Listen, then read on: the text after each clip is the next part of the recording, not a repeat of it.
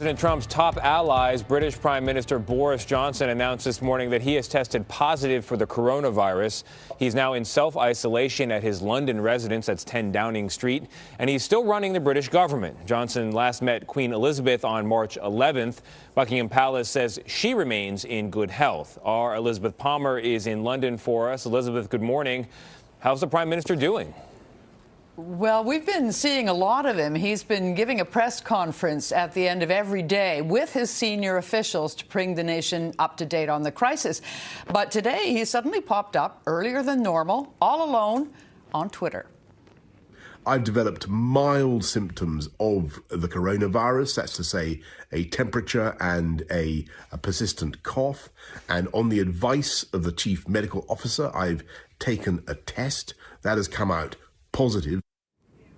Yesterday evening, there were no signs the Prime Minister was ill when he came out of Downing Street to lead a round of applause for Britain's health workers. He had come under fire at the start of this outbreak for slow walking, restrictions on movement, and Britons continued to socialize in pubs and restaurants long after other European countries had shut down. But he did finally pose a near total lockdown earlier this week, and now we learn that Britain has almost 12,000 cases of coronavirus. I should say that's still a fraction of those in Italy, France, and Germany, but the number here is still climbing fast. Johnson said in his video that even in isolation, thanks to what he called the wizardry of modern technology, he would still be leading the national fight back against coronavirus.